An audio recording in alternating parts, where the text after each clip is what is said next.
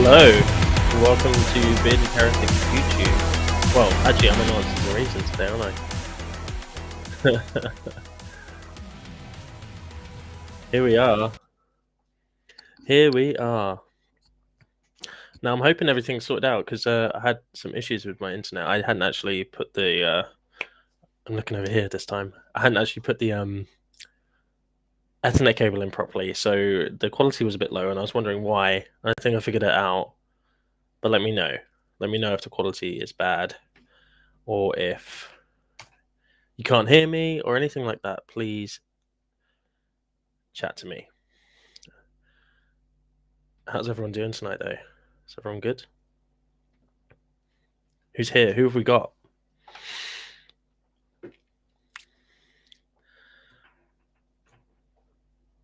So, let's make a start, shall we? Before I get on to the main topic tonight, I want to have a brief discussion about something that's been going on a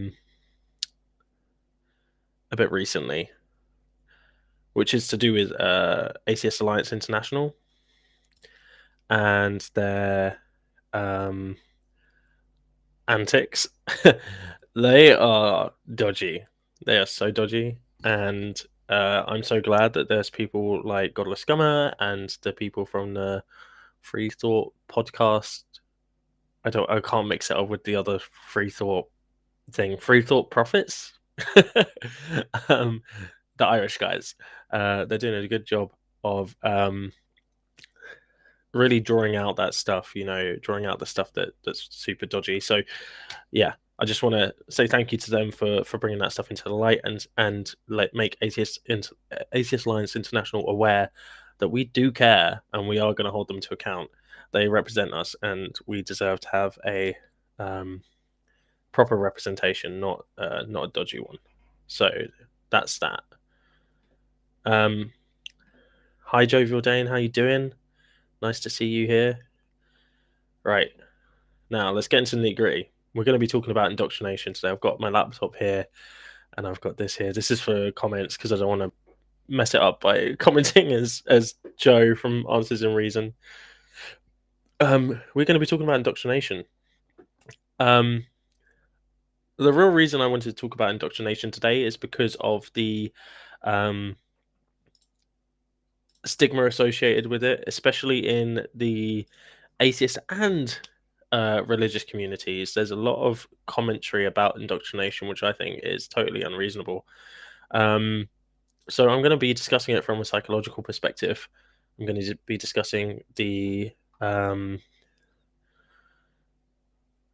what it actually is, what it is not, and how we should be using it in our language to be accurate and not just flippantly saying people are indoctrinated when we have no real evidence of that. So I think we should start as ever by listing a few definitions, and I have my notes over here, so that's why I'm looking over here. And I'm allowed notes, okay? Can't all stay up here. But I just want to make sure I'm precise with what I say. So I have a few different definitions. So the first one was a Cambridge Dictionary definition, which is the process of repeating an idea or belief to someone until they accept it without criticism or question. So that is the Cambridge Dictionary definition. The Collins Dictionary definition didn't actually have a definition for indoctrination, but they did have a definition for indoctrinated, which was if people are indoctrinated, they are taught a particular belief with the aim that they will reject other beliefs. And then there's the American Psychological Association definition, APA, who, for those of you who don't know, are the biggest psychological organization probably in America. Quite a big one in the world in general. They are the ones that do the form, like have specified what the formatting needs to be for psychology journals and stuff. So we use APA formatting. And their definition of indoctrination is the social inculcation of beliefs. Inculcation being the process of fixing beliefs or ideas in someone's minds, especially by repeating them often. So the social inculcation of beliefs, especially by individuals in positions of power or authority. So what's really interesting to me when I was doing the research for this is how different they all are. How you can go from the Cambridge Dictionary to the Collins Dictionary to the APA, and they all have slightly different takes on it. But there's a few things that are very similar between them. So, for instance, the repetition, that's one thing that is uh, links them all together. Um, However, the APA's one I think is a bit broader and speaks to the original idea of indoctrination rather than it being a system of brainwashing, which it is kind of commonly seen as or spoken about today. Indoctrinate started out as a term which was referring to the teaching of something, teaching a belief through repetition. That was what indoctrination was about. Um, and the idea of it was there to be to teach, children. Like the thought of it was that it would like teach children like basic beliefs about the world, essentially. Um, Now, kind of today, indoctrination has kind of become colloquially this kind of like horrible thing, this negative thing, whereby somebody is brainwashed into thinking a specific belief against their better judgment. And I don't think that and then it kind of gets to like an absurdist level where people are saying that all religious people are indoctrinated, or all atheists are indoctrinated, or that we're using Darwin to indoctrinate our children in our school, or anything like that. So the funny thing about this whole thing is that that's either all true or all wrong. Because if you're using indoctrination in the original sense of the word, where it's just about teaching and like through a repetitive process, um, or indeed even through the APA saying the process of fixing beliefs or ideas in someone's mind, especially by repeating them often, then that is what we are doing in schools. We are repeating things until they learn citizenship. You know, parents do this all the time. Don't cross the road unless you've looked both ways, right? That would be indoctrination. Yeah. But if we're not using indoctrination in that sense, and we're using it in the sense of the brainwashing type, then we're all wrong because most religious people don't indoctrinate their children in that way. Most religious people, most atheists don't indoctrinate their children in that way. Science classes don't indoctrinate their children in that way. So we need to be able to differentiate the two. So I'm going to go through some research on indoctrination, and we're really going to kind of look at uh, what it means in these specific subtypes and how we can spot it. And I think the main thing I'm going to focus on is the brainwashing aspect of it, because I think that's the way that most people use it today, and I think it's going to be the most useful for us as atheists and potentially religious people. In when we're deciding what words we're going to use, we can then pick words that we actually mean rather than picking a buzzword which we kind of don't really understand. Hello, Rev. Good to see you here. You've just missed the definitions. That's what you've missed. So, but it's nice to see you both here, Jovial Dane and Rev. Anyone else, by the way, anyone else who is here, this is an interactive medium. I like to chat with the people that are watching. So, if you are watching, you want to ask questions and stuff, feel free.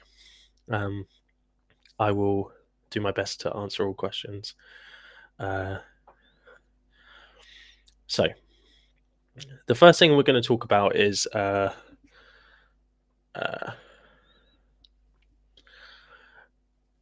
paper written by Dr. Aliona G. Arapetova. I don't know if I pronounced that right, so apologies. Who is a doctor of philosophy on psychological sciences, so PhD on psychological sciences at the National University of Uzbekistan.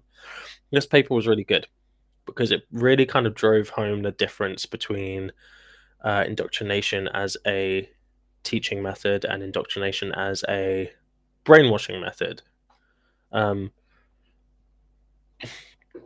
she even goes down to the idea of manipulation. The original word of manipulation was meaning to be managed, and now we have this kind of like underhand, like, and the idea that manipulation is something we're always trying to do. Like, if I, hi Ozzy, I want to call you Ozzy Oz. That felt more natural. Change your name to suit my needs. Nice to see you here. Manipulation is something we all do all the time. If I buy my partner some flowers, I'm manipulating her. If I um uh you know hint that I want something, then I'm manipulating that person. That's the idea. That manipulation is about how we positively engage with our environment and get people to do things that we want them to do. And largely, that's true. But again, manipulation has this now negative connotation relating to kind of like um, negatively affecting someone through subversive means. Like um, through lying and gaslighting and things like that. Um, so we've got to be careful, because if we alienate an entire kind of system of communication, then we're kind of shooting ourselves in the foot. And this is why precision is really important when we're having these conversations. Because if I'm going to say that any kind of form of teaching by a religious person is indoctrination, then I've also got to say the same thing about atheists. It logically entails that I have to, because if I'm teaching my child specific beliefs around the world, regardless of what they are, then you actually did it. Thank you so much, Ozzy. I'm going to call you Ozzy Oz now. Ozzy Oz. Welcome back. um, then I've lost my train of thought. Anyway, so Aliona G. I'm just going to call her Dr. Aliona. Dr. Aliona did some research and kind of looked into some of the things that are present in the kind of more brainwashing version of indoctrination. Um, and these are a lot of things you hear kind of cults doing, right? They're the kind of things that you would hear from the bite model or other things like that. So we have the first one is monologicality.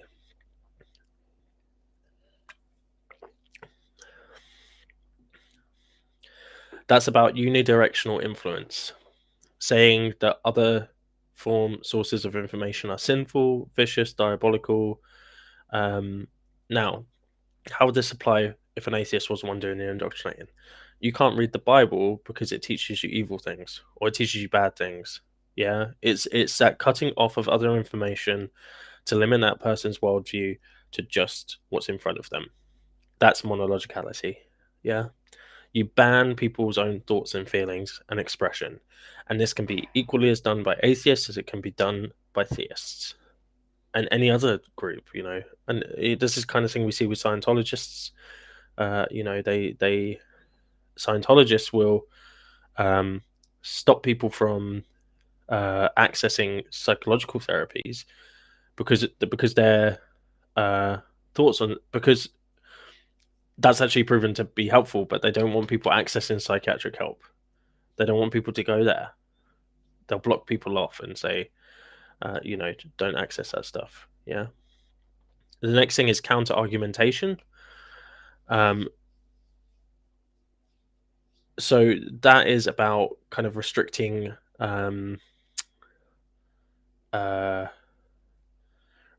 access to critical thinking by providing easy to digest counter arguments.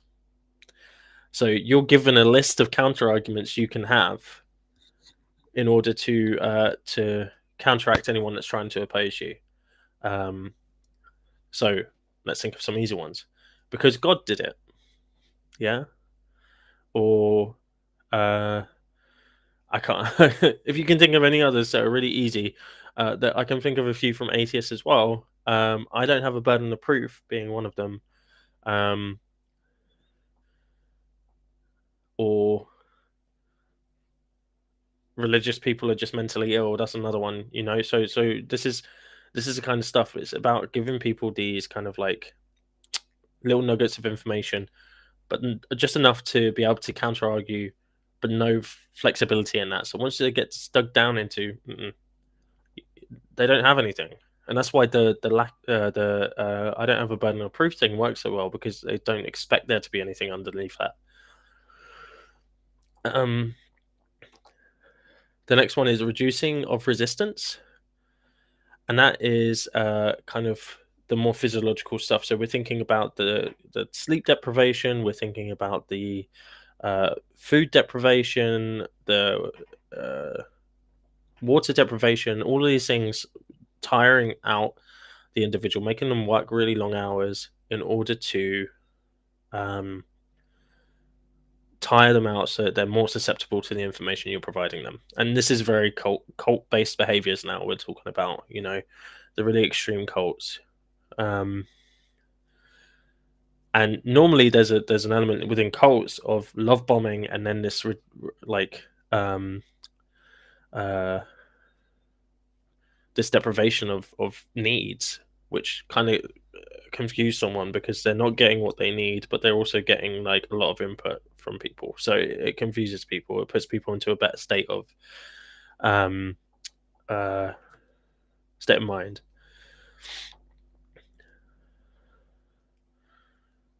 Verbal multiplication is the next one.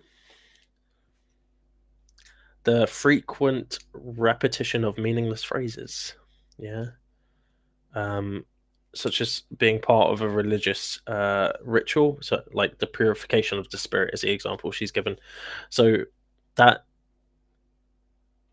the idea is that they get given these phrases that they think has meaning to them, but they're kind of like banal. They're kind of like pointless. They don't actually have a meaning to them, and it's allows them to connect. They almost have like their own language of with the other people in that environment, but they can't communicate with each other. No, they can't communicate with outside people because they don't understand what they're saying. So it's kind of like creating an in-house language of meaningless um, phrases, which then means banal memetry. I like that. That's cool. Banal memetry, um, which kind of leads to people only engaging with those near them because they're the only ones that can communicate. And also because they don't quite understand what these phrases mean, but they want to use them, it creates a false sense of security with themselves. They're kind of like less resistant to other things because they feel like they want to fall in place. And then approval mythology. So this is again kind of culty stuff. So this is where somebody may create a myth about themselves, or um, say they're a prophet, or that they're like kind of like the only one that knows this information, or they led the way on this. You know, so it's kind of like putting that person on a pedestal, putting them into a position of power, putting them into a like an innate position of power, not one that can be challenged because that person is um above them. Yeah. And yes, you're absolutely right, Aussie Oz. This is part of the process of isolation, and this is very important. Hi, Nerdy Rodent, nice to see you here. For indoctrination, the in the brainwashing sense of the word indoctrination, the important thing is repetition in kind of like an isolated space. So you want to ensure that only your message is getting through to that individual. And if you allow them to consume other sources of information, if you allow them to go to other things, or use their critical thinking skills, or use memories of other things, you're not going to be able to. You're going to have a stronger ability to indoctrinate that person. Whereas if they were allowed to go to, the repetition would fall into the chasm of all the information they're taking in, and it wouldn't be as effective. So isolation in this style of indoctrination is very important, and it's not something I actually think we see fairly regularly in churches. I think there are a number of very strict churches that do this kind of practicing. I do think there are. I think there are a number of atheist groups that do this kind of practicing. Indoctrination isn't just about false beliefs, it's about how the beliefs are taken in, and we'll come on to that in a bit later. But the important thing is that most religious people teach their kids their beliefs, let them go to school and hear other people's beliefs, let them access the internet and let them hear other people's beliefs, and they don't restrict them. They don't restrict them from seeing other things. Now, there may be societal pressures in certain parts of the world, um, even in America and developed countries and stuff, but those are outliers. And I don't know how I need to say this as many times. I'm going to say this as many times as possible. Those are outliers. Yeah. Just because, the Bible Belt has a strong Christian thing where people don't want other people that don't want other people to not be Christian does not mean that that's how religion works on the grander scheme of things. And I think it's very important that when we're having these discussions about religion, we don't have a US centric view of it. And it's very easy for me to say that coming from the UK, where this isn't really an issue. But what will happen is that you will get fanaticized atheists because they are challenging this idea that all of religion works in this way. And they will target all of religion rather than thinking that actually this is a very specific issue to this part of the US and there are better ways that religions can work, And that's a more nuanced view. And that's the kind of view we want. We want to have nuance. We want to have honesty. Yeah? We want to have clarity. Ozzy Oz says it's very prevalent in the US, yeah. And then Nerdy Rodent says, yeah, the US is weird. I mostly pointed and laughed at America for years. Well, I mean, it's becoming more of a risk. It's becoming more dangerous. And I don't want to downplay the risk to individuals in those situations. I think that it's very risky, and I think that people should be very careful. But at the same time, making broad statements about the world,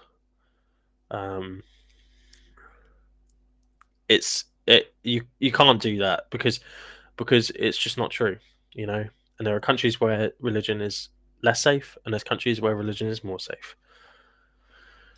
Ozzy Oz says, I am a former charismatic evangelical Christian in the Midwest America. Well, it's good to have you here, and I'll be interested to hear your thoughts on what I'm about to be talking about, because I think it will actually be, interesting.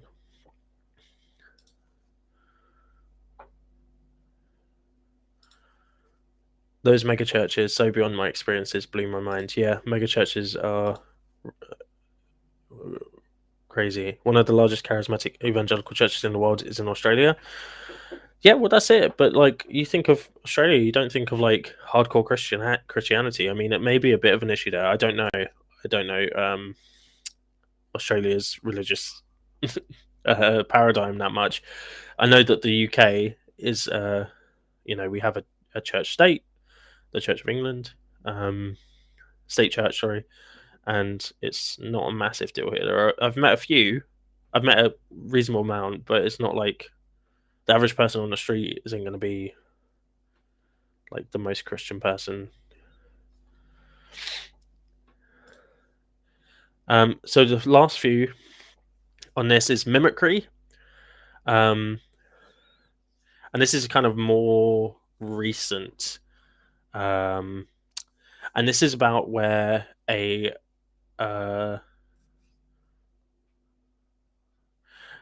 this is more about institutions who have a underlying kind of plan using common words to make it seem like they're not kind of culty or going to indoctrinate you. And yes, we are the original Protestants. Yeah, Henry VIII wanted to get a divorce, and he created the C of E.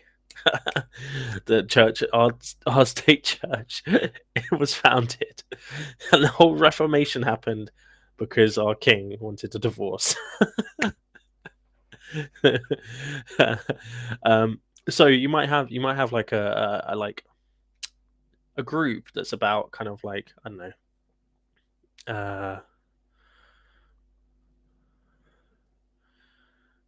holistic health, let's say holistic health therapy, and then it actually is a like an indoctrinating kind of cult type thing, right? And they've used specific words to avoid people catching on to the fact that that's what they're doing. It kind of like lowers people's guard when they're going in, because it's not got a name that's worrying. It's not like uh light of the morning fire cult. Like it's like holistic health group or something like that, you know. um and then emotionality. um so this is using crisis as a point of entry into somebody's life. um and I would argue that atheists do this too, because the point at which the Church of Human Sacrifice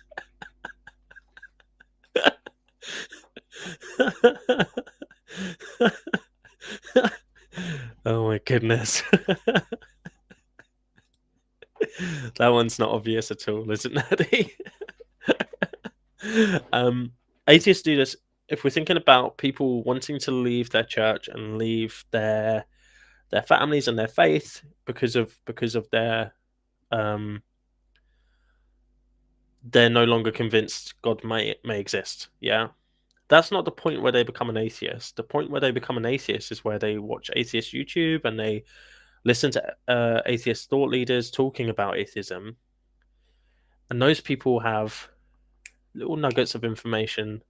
They have quotes that they can give you to respond as counter arguments.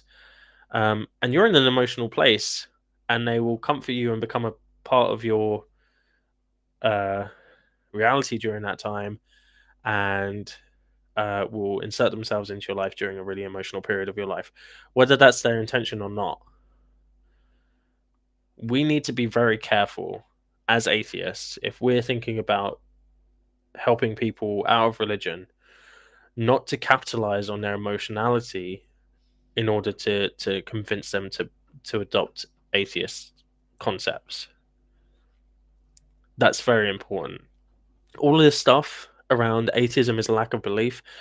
That's not known to someone until they consume atheist media. All this stuff around burden of proof, null hypothesis, none of that is known to a person who is just leaving their faith. That gets learnt by the consumption of atheist YouTube. And if we don't want to be inadvertently, even, and I'll come on to this as well, indoctrinating people, then we need to be very cautious about reaching out at a point where people are in an emotionally unstable place. Yeah. Just a thought. And obviously, religions do this too. If someone's in crisis, they may go to a church, and then that's a chance for someone to be converted. Collectivism is the final thing on this thing by Dr. Aliona, and that is a essential element of indoctrination. The impact carried out in a group. So it's about the group growing and becoming a collective, an identity. So that's really the kind of like the points that Aliona that Aliona brought up,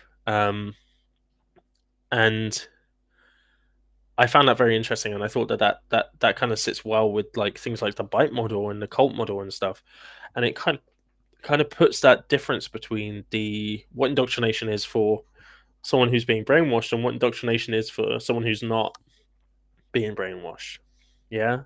If we're going to use these words as two separate words with two separate different definitions, if we're going to talk about religious people being indoctrinated all the time, that's what we should mean.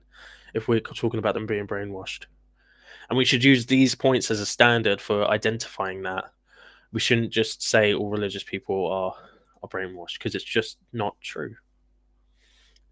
Especially if they're like an adult that's not that's just done their own research, not been through an emotional time, not been restricted from accessing other materials. If someone has capacity to change their beliefs and they do it, then that's their choice.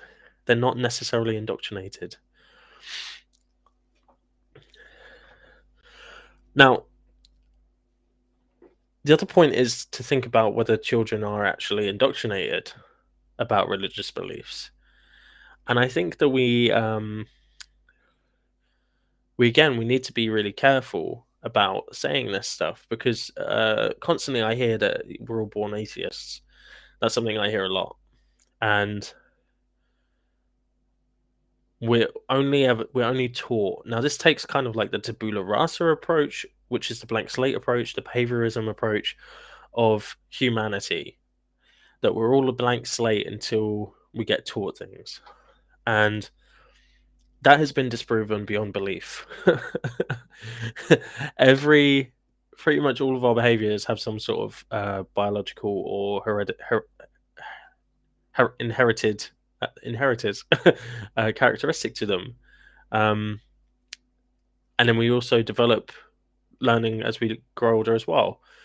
So there was this another paper called the cycle, and all these papers are in the comments. You can find them, so you can go check. I haven't misquoted or anything, but a paper by Joshua A. Cuevas in 2008 called "The Psychological Processes and Consequences of Fundamentalist Indoctrination." Firstly, aimed to view what indoctrination was and how understood it was in relation to religion specifically, and um,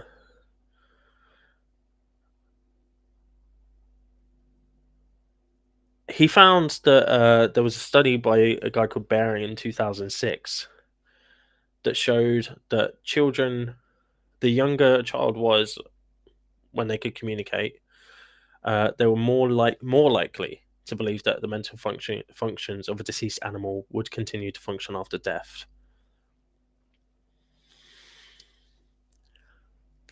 That's the younger, the younger they were.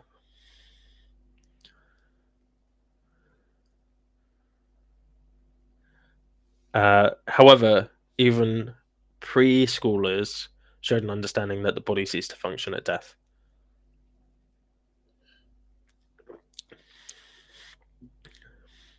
So young children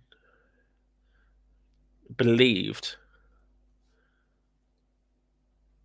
that the mental functions of an animal would survive whilst the body died. And as the children got older, they became less likely to believe that the mental functions continued. Less likely. So the younger you were, the more likely you were to believe that. Now,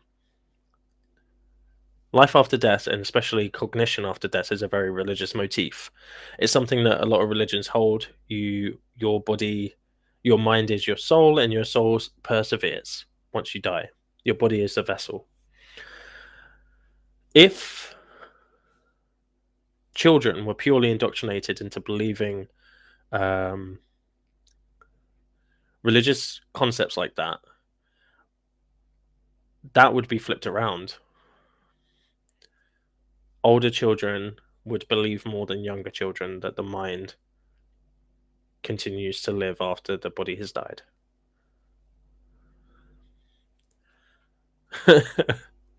So we got to consider, is that a indoctrinated belief? No. The evidence quite clearly shows that it's not.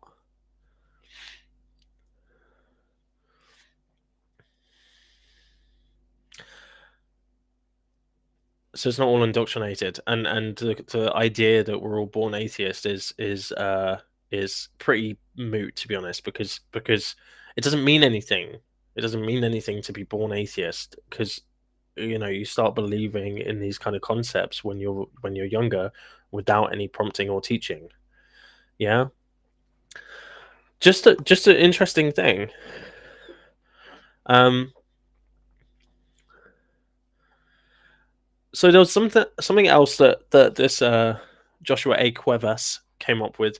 Firstly, was about group identity, and I've talked about in-group, out-group biases on this show, and also a lot of other shows I've been on. And I think that some people call this tribalism. I don't like the word tribalism because I think it has racist connotations, so I don't use it. But that if you're If you understand that word, you know what I'm talking about. I just call it in-group, out-group biases. So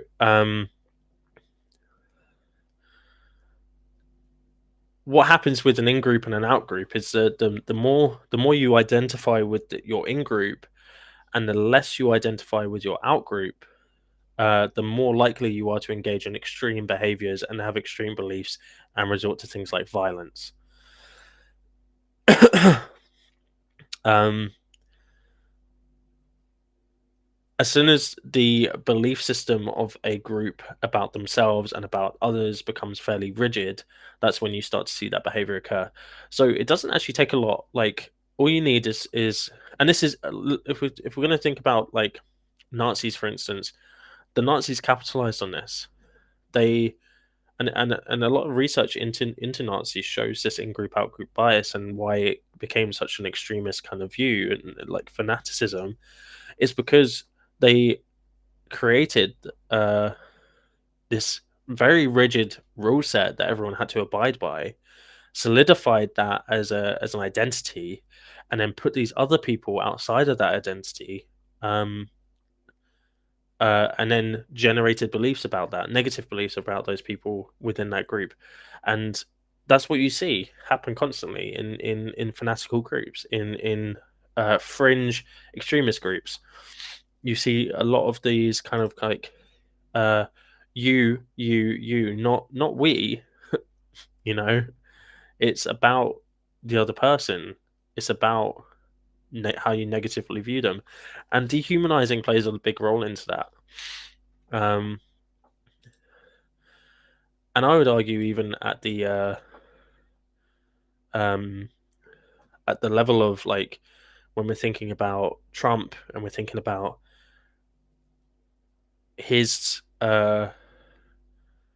monologuing about the the media and the Democrats and stuff, he's creating a, a, a more rigid in group and a more potent out group, dividing people, creating fanaticism, creating extremism.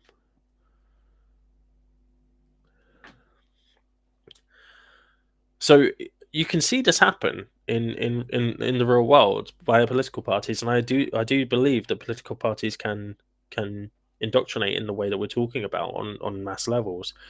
I don't think that individual churches necessarily do that as frequently, and I do think that atheist groups can also fall prey to this. Nerdy Rodent says, I don't think you can be born atheist because you first need to understand the concepts of language in order to be able to understand the concept of God and realize that such things don't exist. I agree. I think that I just agree with that. Yeah, I don't have anything to add because it's perfect. Thank you. Lone Wolf asks, "Is that the same as othering? It seems like unity between opposing groups against a manufactured shared enemy." Yes, othering is exactly what it is. So you're othering the other group, and these things come from um, self-preservation. This is natural behavior. Um, we do it because we want to um, one, feel like an important part of our group because we're social animals and we want to feel important, which is very difficult the larger the group gets to feel important. Um, Two, we want to feel safe, and anything that makes us feel unsafe is automatically a threat. And the leaders will decide what that threat is, and they will share it with us, and then we'll be seeing that as the threat. You know, whether it's immigrants or if it's the opposing like political group or whatever. That's what they're trying to do. They're trying to other them to make us aggressive, and you see this in when there's an assassination or something against a person.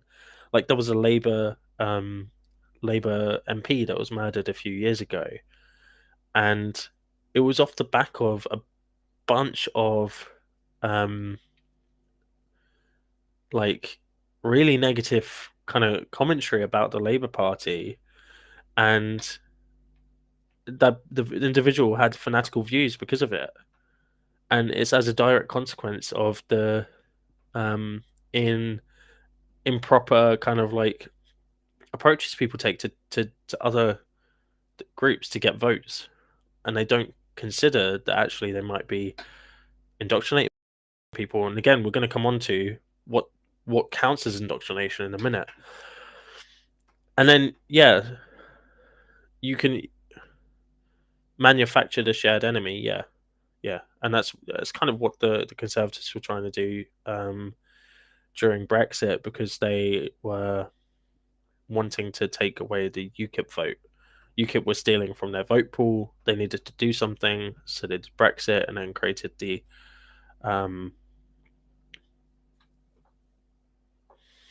enemy of immigrants. Conservative ideology does indeed seem to be dehumanizing others to me. I think so, but sometimes I feel like I have to reflect on the left, and I think the left can. I wouldn't say dehumanize. I wouldn't go that far. And being a leftist myself, I see myself fall into this. But we can take the nuance out of people's belief systems. Not the nuance in their belief systems, because sometimes I think those belief systems are unnuanced. But for instance, like if someone's got kind of conservative ideology, why? We don't stop to think why. Why do they have that ideology? And what that means is because we don't understand the root cause of it, we're stuck, because we're just challenging the ideas, and the ideas aren't actually what the problem is. We need to be challenging the root cause that led to that concept in the first place, because otherwise we're not actually going to make any difference. So I think we do that to a certain extent. We just label people bad people for having conservative ideologies, when actually there's something more complex going on there that we need to address. Isn't that what people refer to as stochastic terrorism? I don't know. Overonita? I like that name, Overonita. I don't know. Beats me. Let me know. Find out. Let me know. Conservative ideology is all about finding a group and punching down at them. It is, yeah. But the problem with conservative ideology is that it is a group of people who want to maintain power, trickling down reasons for people slightly below them to punch down more. So it's kind of like a uh, trick. They say trickle down economics. It's trickle down punching down. So, and the problem is that it's like almost like the people in the middle rungs have been potentially indoctrinated, but they've certainly been persuaded or manipulated into believing things that aren't true. Um, and they just don't have necessarily the capacity to get out of that space. Capacity in the sense of like maybe they don't have time, or maybe they don't have the resources or skills. And having critical thinking skills are not is not the same as being unintelligent. I want to really make that clear, because I got blocked recently for asking why somebody I got asked for I got blocked for asking why somebody thinks that intelligence is such an important value judgment, but there are plenty of intelligent people who can do maths, because all intelligence IQ tests, right, are non-verbal reasoning, verbal reasoning, and numeracy, right? So someone's intelligence can be really high and they can't critically think at all. Like, uh, critical thinking is not a measure of intelligence at all. No one uses it as a measure of intelligence. It's never been a measure of intelligence. So, critically think, that doesn't make them unintellectual or unintelligent. And also, I've met plenty of people that are unintelligent, as in they have a low IQ, who are really good critical thinkers. So we need to get off our high horses there, please. Thank you. I think every time someone on the left compares the right to Nazism or fascism, pretty dehumanizing it, even if they think it. Lone Wolf.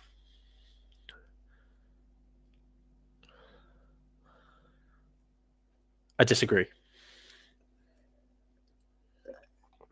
I disagree for a very good reason. And that is because, especially more recently, I think we're hot on the trigger with it on the left. I think we do it too much, but there are a lot of signs at the moment that point towards fascism, and we ignored it once in history, and that was awful. We shouldn't be afraid to ignore it. We shouldn't be afraid to acknowledge it again to prevent it from happening again. And I think actually it's better for us to be a bit um, trigger happy with it, because the potential consequences are quite high. But I also think that um, most conservatives aren't fascists. I can't believe I'm saying this. But I think that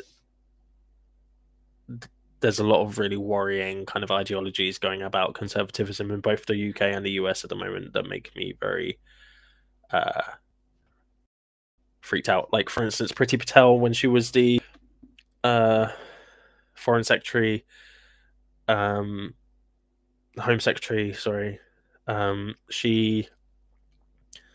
she laughed and said that she wants to. She doesn't agree with protests as like a Freudian slip, and we've been seeing a continuous reduction in our protesting rights last 4 or 5 years, to the point now where they're actually impacting on strikers for people in emergency services, which are very limited anyway.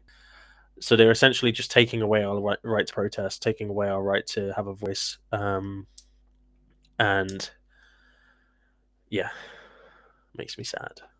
And I agree. Suella Braverman definitely needs to be called out for sure, because she has some really horrible fascist views. Don't mind saying it. They are, in my opinion.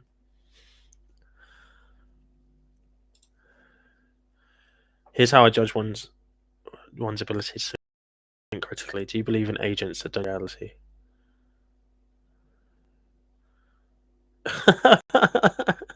No, no, was he? Was.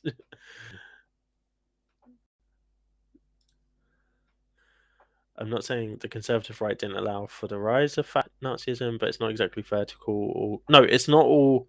It's not fair to call all conservatives potential Nazis, and there are actually some good ideas that come along with conservatism.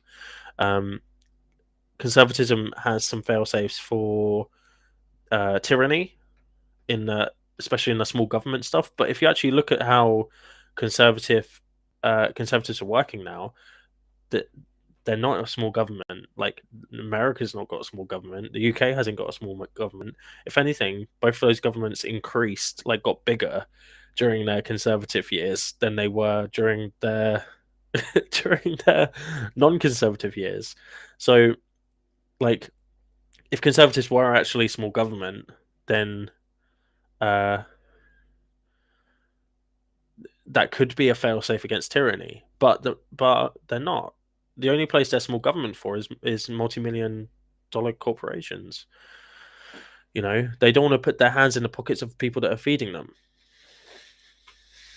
That's it. But they're big government for everyone else. I've heard even some conservatives say that this government isn't a conservative one. Yeah, what do they called it? Tory by name only.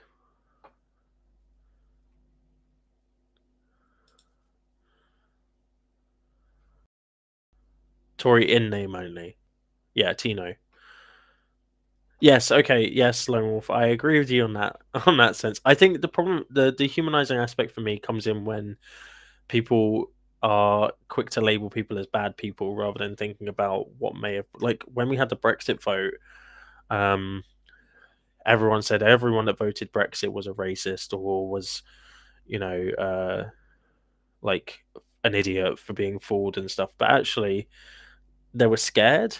They were scared of what was going to happen, what was coming up. They were made to be feel feared, afraid of immigrants. They were made to feel afraid of their livelihoods, of stuff like this. This was a systematic, and I would say this was indoctrination. This was a systematic um, approach to a propaganda campaign, essentially, to make people feel unsafe in order to vote for a. And they use false campaigns. They use false campaigns um, on Facebook. That and you can watch what's it called? An Uncivil War, which is like a drama with Benedict Cumberbatch in it about the Brexit vote and about Dominic Cummings. And they targeted people who don't normally vote with with ads that were fake news. Like, this is legit fake news. Um, and they were talking about like how much of a like an invasion it was going to be, and how we were all going to get replaced, and all this stuff. And they um and that's what basically tilted the Brexit vote in favor of leave. Now, personally, I think that should have been illegal to do, and the Brexit vote should have been overturned. It's happened now. We've gone through it. Whatever, but it's that kind of fear, that kind of. And if we're talking about indoctrination, that's it. That is indoctrination, making hundreds of thousands of people feel afraid because of some false statistics and fear mongering, and then flipping it, saying we were the people that voted Remain were the project fearers, because we were saying this is going to absolutely decimate our country's economy, which it did. Yeah, agreed. What makes me afraid is people making other people afraid of immigrants. Yes, I agree with that. Hot take. I'm an atheist that's also a capitalist. That's fine. You can be an atheist and a capitalist. I don't have an issue with that. I don't even have an issue with capitalism. Well, no, sorry. I don't have an issue with capitalists. My problem is that governments should be isolated from the capitalist system, and governments shouldn't be running the economy like a business. They should be running the economy uh, in terms of what's best for the people. And if what's best for the people is taxing a multi-million dollar corporation because we need the funds from them, do it. you know, if what's best for the country is converting to green energy, do it. Don't think about the corporations. That shouldn't be on your list. They're not people. The people who vote for them should be the ones making the decisions in who they vote for, through who they vote for, and it shouldn't be a facade or a farce because some rich people in their wallets. So I mean, I'm happy for people to be capitalists. I enjoy capitalism. I just don't want it impacting on my essential services or my government. Don't even, nerdy. I wasn't aware atheists couldn't be capitalists. Yeah, same. Let the church say amen. I don't know what that was in reference to.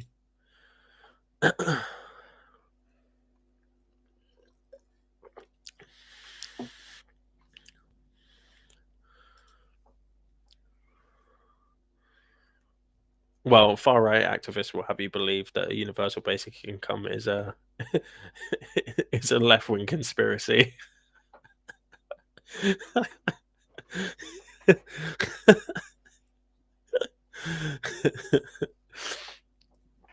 Yeah. Okay. Right. Let's get back to it, shall we? Um, whilst I was doing the research for this um stream, I found a really interesting article which you can go read, which is um Dr. Stephen Hassan uh talking about phobias, and how phobias can be a um way of indoctrinating someone, and it's really worth looking up, I think. So the idea is that you create irrational fears about mundane things to promote ideology, i.e., the vaccine, masks, right? The pandemic was a very good opportunity for conspiratorial people, cult leaders, essentially. Even if it's not like a religious cult, they're cult leaders to spread a message of fear around through kind of social media and how quickly word travels these days through social media and stuff, in order to get them to buy into their kind of ideological things like holistic health and stuff like that, right? And it worked really well. We saw a lot of these kind of like groups forming and affecting your average Joes, because there was such a presence that COVID had in people's lives, a traumatic presence. If we go back to that emotionality, people were in crisis. They couldn't see their families. They were isolated. They couldn't get the resources they needed. They were hungry. They were tired. They were emotionally exhausted. All of those situations put a lot of people in just the right place to then have that message repeated to them enough times for them to believe it.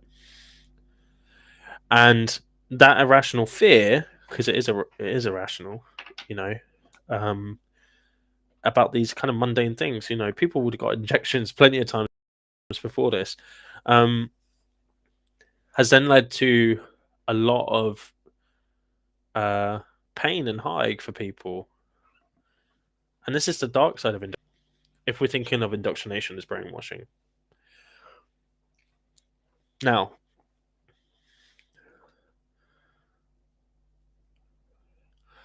there was a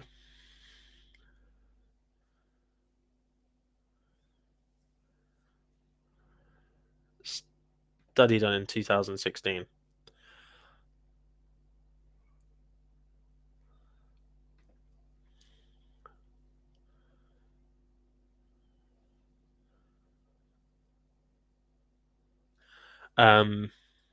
by Ferguson, Brown, and Torrey, which talked about psychological.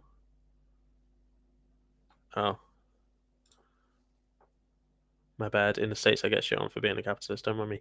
Well, I think being capitalist is fine. I think actually the monetary system for me is the less of the issue with far right people or right wing people. It's more of the social stuff that I find problematic. And I also think that things like healthcare should be universal and stuff like that. I don't see why that would not be personally. But I live in the UK where we have the NHS, so yeah. Anyways, they looked at psychology textbook and um, how they covered urban legends, and there was repetition in a lot of these textbooks about like myths, like pop culture myths, pop psychology myths about like things like Kitty Genovese, and wait, was it Kitty Genovese? It's always funny when I forget something and then I have to go to the source. It wasn't Kitty Genovese. What was it? Oh, it was Kitty Genovese. Yeah, the 10% uh, brain myth. So Kitty Genovese, just so you know, Kitty Genovese was the the first or one of the main pieces of evidence for the bystander effect. So she was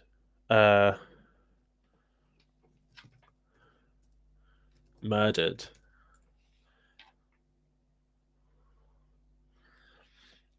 by a man in like a courtyard, essentially, near her home, and essentially there was a story about how uh, no one around her, they all heard her screaming, but no one called the police, right? And it's a bystander effect; someone else will do it. And this.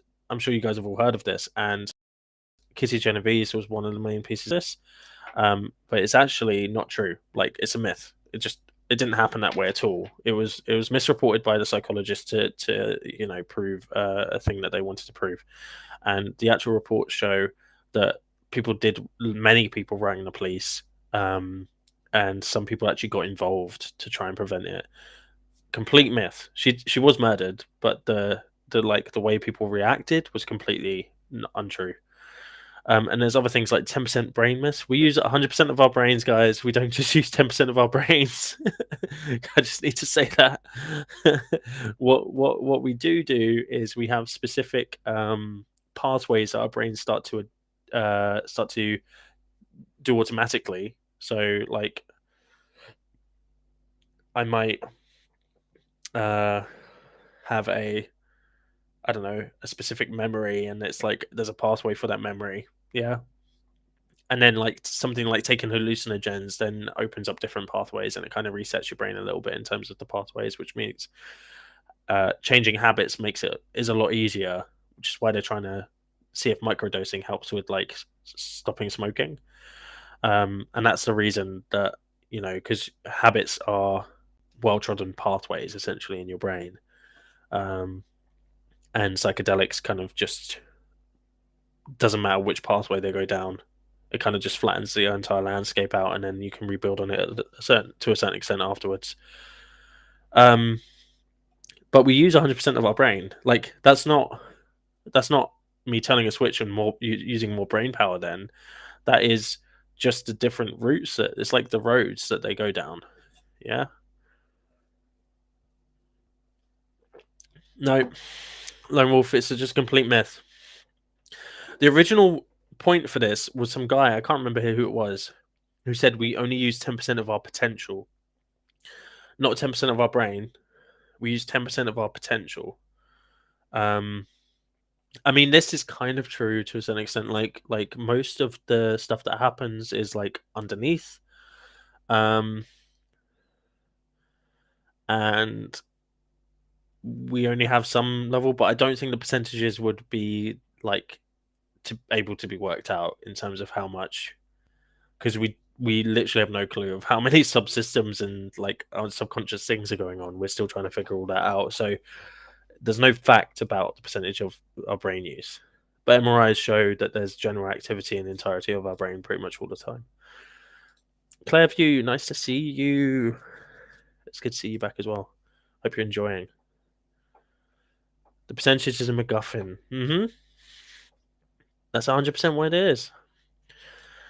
It was an idea that we use 10% of our potential and we can unlock our potential through something. I can't remember what, but then it got reported as 10% of our brain. And then we have films like Lucy where she becomes a USB stick because she used 100% of our brain.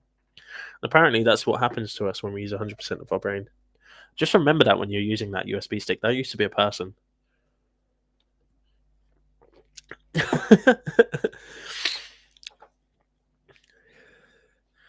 But the idea is basically, sorry, I'm going back to psychology textbooks. A lot of these textbooks still had these controversial topics in. They still had them. And so it was kind of considered that they were indoctrinating people through those textbooks by reinforcing pop psychology myths that aren't true.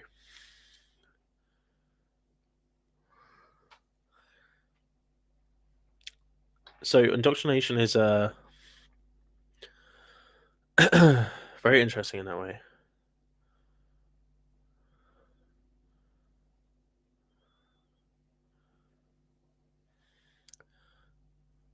So the last one I want to talk about, and this is probably the most important one. This is a paper called Indoctrination, Delusion, and the Possibility of Epistemic Innocence. I'm just going to grab some water. This is not water, so I'm just going to put you on be right back mode. I just need a drink. Be right back.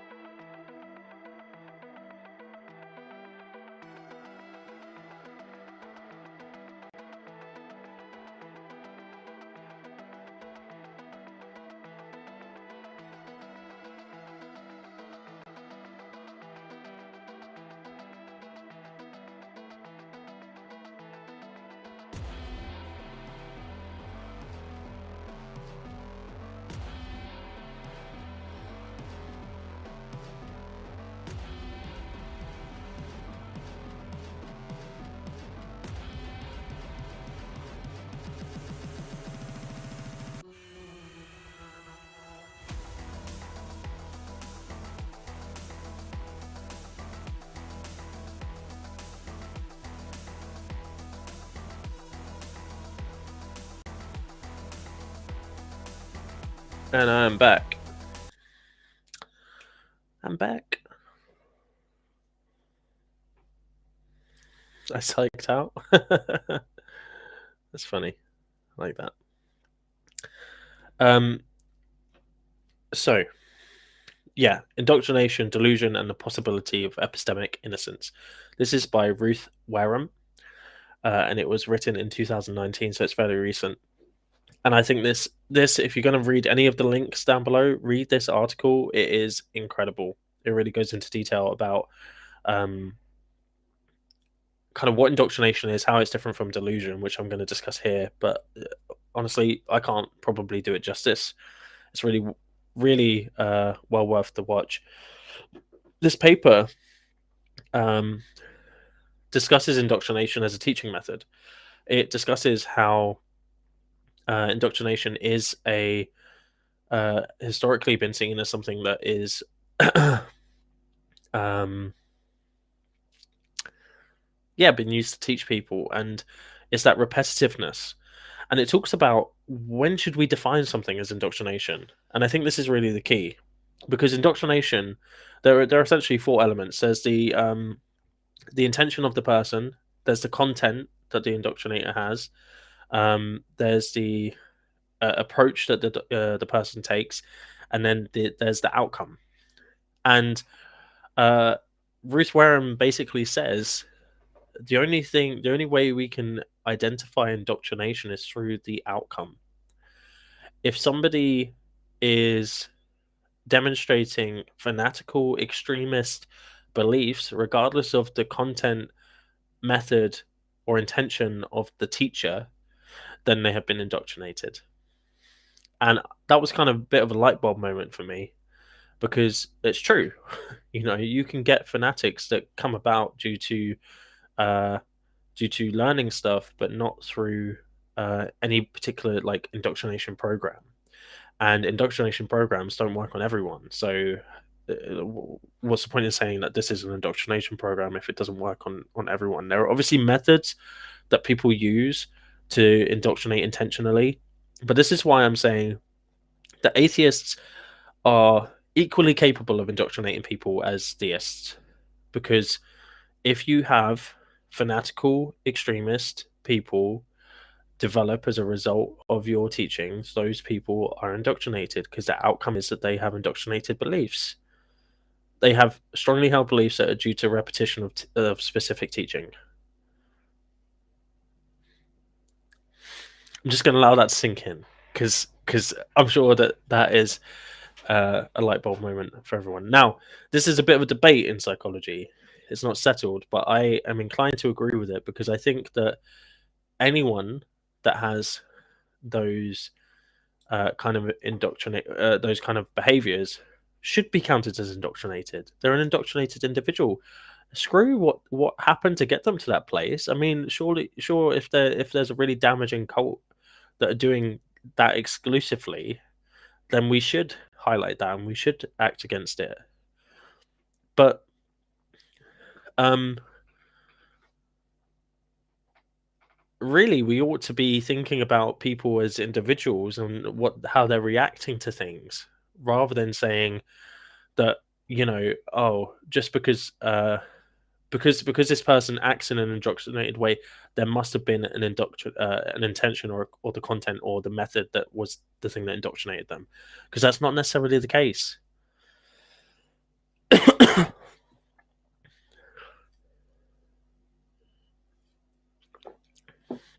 And Nerdy brings up a good point. I was taught maths by rote initially. hmm And technically, that would be an indoctrination method. It's a repetition of information over a period of time. But it would be if you became a maths fanatic, then you would be indoctrinated. Now, this is also important, because I see this happen a lot as well, and it really clicked in my head. Like, there was something not right about it, but it clicked in my head when I read this. Um, Many atheists call theists delusional and indoctrinated simultaneously. What's the issue with that? Well, if two people can have the same type of belief. Let's say,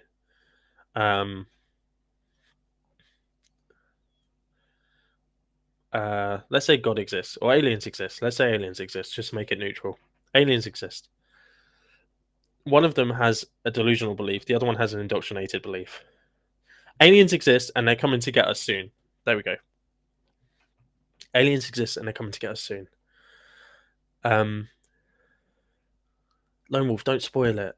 I'll put your comment up soon. Right. So aliens exist and they're coming to get us soon. Okay. The delusional person believes this because they have a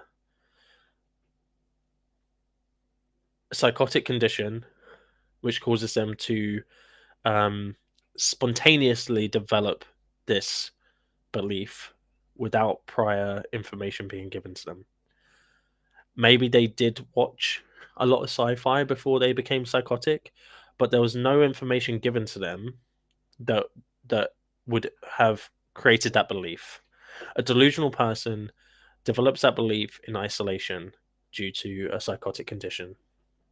Yeah. Delusion is an idiosyncratic belief that is strongly held even in the face of evidence, but more specifically in psychology, it goes against. It's delusional because of the basis of it is irrational as well. So, I might believe that aliens are coming for me because the lamps went on a bit later than normal, and I think that might be an EMP. Okay, that is where delusion comes from. Indoctrinated could be the same belief, but it's done through repetitive teaching of certain specific information, and potentially that person reaching conclusions based on that information, even if those conclusions weren't given to them. So, if I constantly told someone, oh, the aliens will be coming at some point, etc., and taught them all the reasons why I thought that was the case, but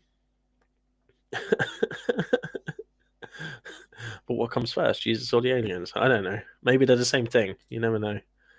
No, they've already got there first. Space Jesus. But it takes a long process, and it's not just a spontaneous belief that I hold. Right? There's a reason that I hold that belief because of the teaching process that led to that belief. Okay. Therefore, you cannot be, as Lone Wolf said, indoctrinated and delusional simultaneously. Not about the same belief. It's either a delusion or it's indoctrination, and they may have the same effect on somebody's life, but they're not the same thing, and they shouldn't be treated the same way. And people really need to pick their language better because these are separate concepts.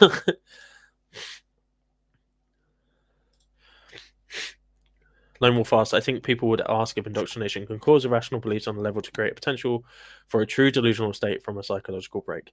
Potentially, yes. I think that is possible, but I think that's rare. And I think that the other thing I would say about that is that the delusional concept would have to be separate from the indoctrination still, for it to be a truly delusional state. Because delusions can exist within the framework of somebody's life, like whatever's going on in their life can influence their delusions.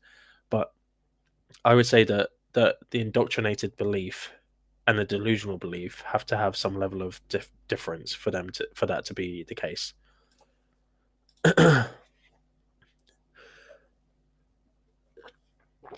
Now, the other thing that this article talks about is epistemic innocence, which is basically the idea that people get benefits from these beliefs.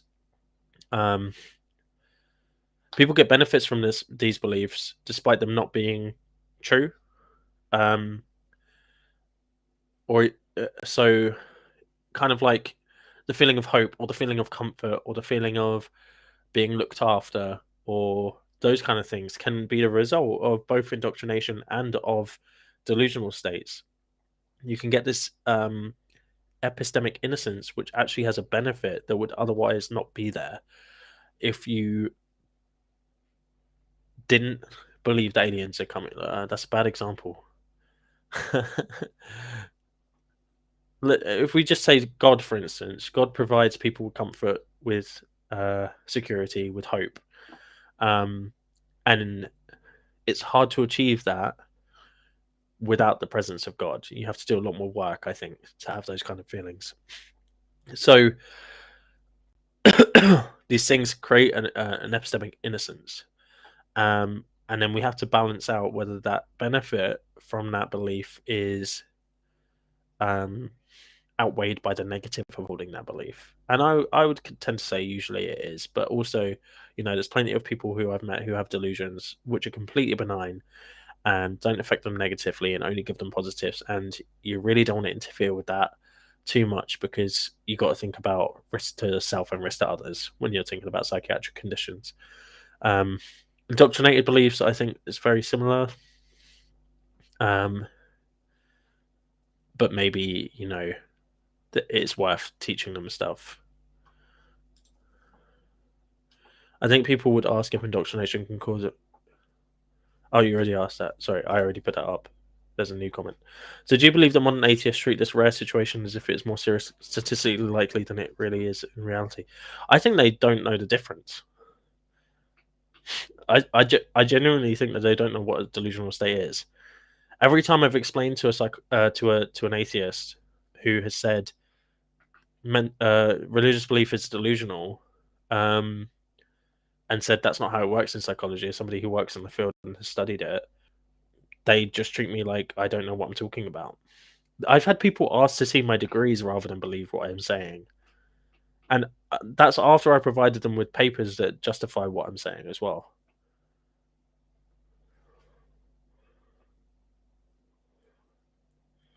And then indoctrination, I think, again, like the whole reason I'm doing this is because I don't think people really understand it. I think that people want it to be a specific thing. People want indoctrination to be religious teaching exclusively. But I think, as I've demonstrated today, that's not it. And if we think about the last thing, the Ruth J. Wareham paper that I've written, actually any teaching can become indoctrination. It depends on the outcome. Is religious teaching more likely to develop indoctrinated beliefs? Probably. Is all religious teaching indoctrination? Definitely not. Are atheist public individuals who speak about atheists regularly likely to have indoctrinated people? 100%. And I think those are sometimes the most vocal people that we see on Twitter.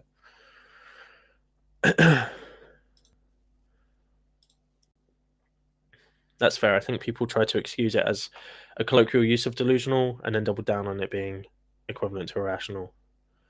Well, they do this all the time with things.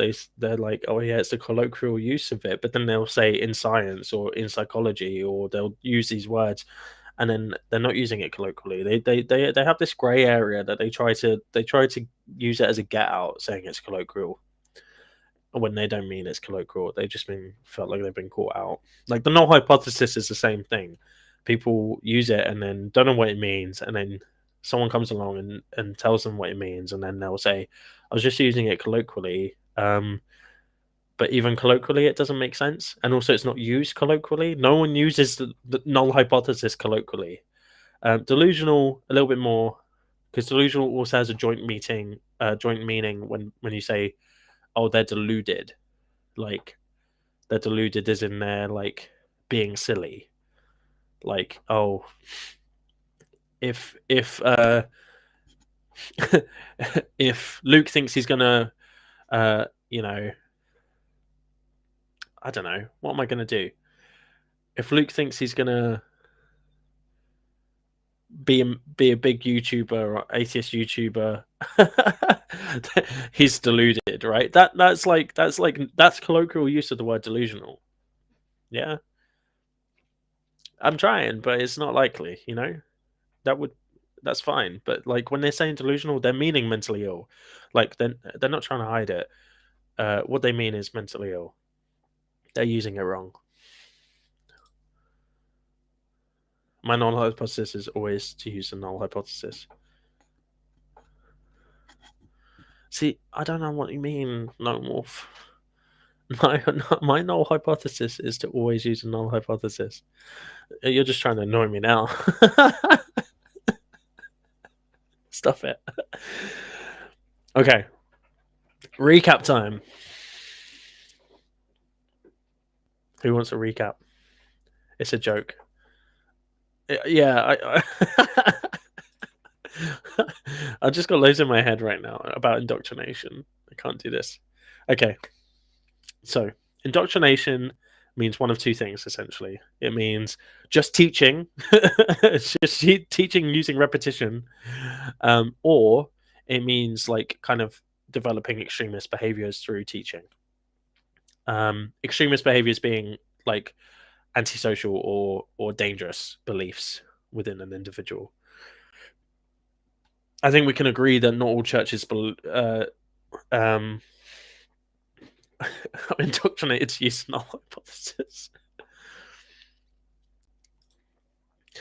I think we can all agree that not all religious people have dangerous or extremist beliefs. So that means not all religious people are indoctrinated.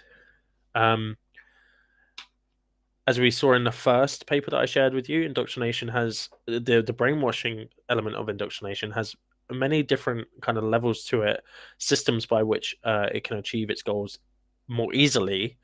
Um, but and all of those kind of link in with how cults work as well. So when we're looking at indoctrination, we're looking at the more extreme kind of cult-like churches rather than the standard churches you'll see uh, on the street. But also, some of those things are things that I've observed the atheist community doing, like emotionality, targeting people when they're in an emotional crisis state. The next thing we talked about was uh, the use of fear, I think. I can't remember now. What did we talk about? I'm so good at this. I'm going to become a big time YouTuber. Or am I deluded?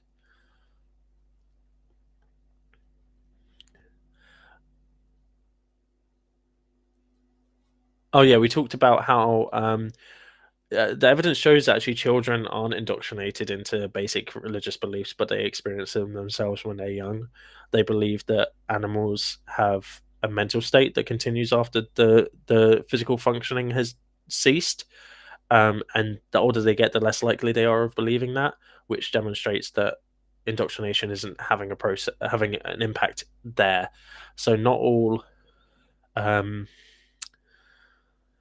religious concepts are born out of indoctrination. That's a fallacy. That's false. It's not true.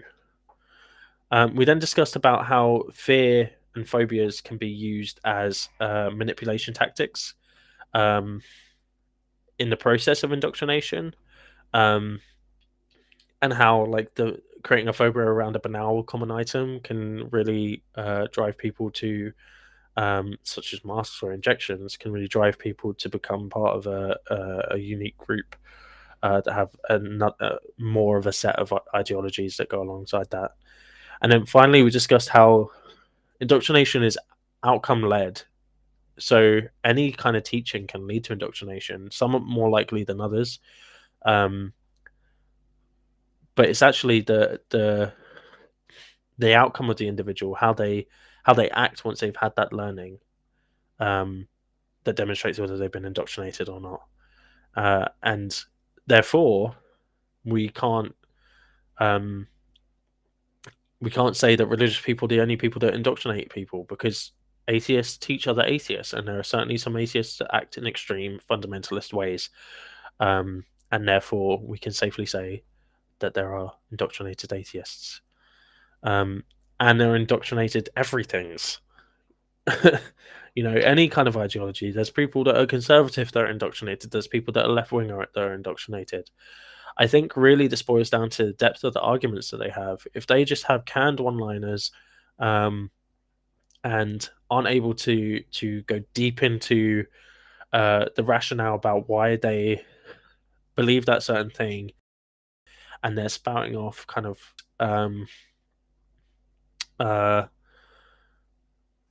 common rhetorical tools, and then also creating a very heavy in-group out-group dichotomy between them and the group that they're against, then they are most likely indoctrinated to some extent. Take that for what you will. And talking of indoctrination, don't forget to like and subscribe. Thank you, Nerdy Rodent.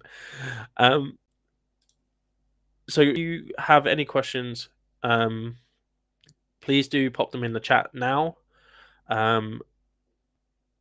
Because I'm going to start wrapping things up. I think that, if I'm sure Joe's going to do a short on this and basically make all of the things that I've said into a short thing. But I really wanted to give you the evidence. Please do look in the links and the references in the comments in the information box. There's some really good reading in there. It's very interesting, especially the last one I was talking about, which was Ruth Wareham. That one's very interesting. Indoctrination, delusion, and the possibility of epistemic innocence. Please, if you like Answers in Reason, you like what we do on this channel, then like and subscribe. I am going to be streaming every other Monday for PsychEd, so my next stream won't be next week, but the week after, and I haven't decided a topic yet. I think Joe and Dave are going to start regular streams again soon as well, so look out for those. They're two great guys. If you haven't seen them before, I'm sure everyone here has, but if you haven't seen them before, they're awesome. And they talk about everything philosophical, whereas I talk about everything psychological. And yeah, it's been an absolute pleasure. I don't see any questions.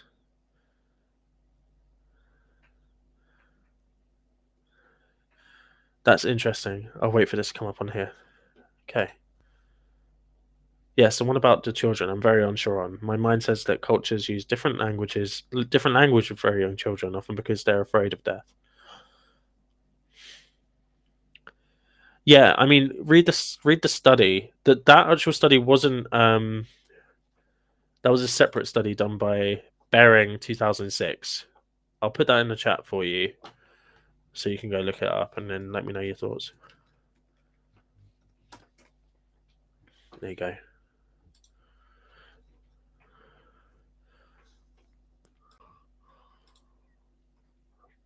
I'll put it on the screen. There you go. Cool. Well, I've been Bearded Heretic. This has been Answers in Reason. PsychEd. I hope you've enjoyed it, and I'll see you in 2 weeks. Follow me on Twitter and let me know. Send me some ideas for things you want to know about psychology.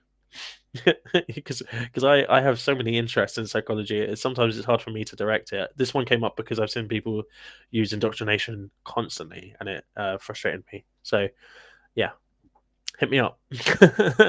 And I'll see you all soon. Thank you. Bye.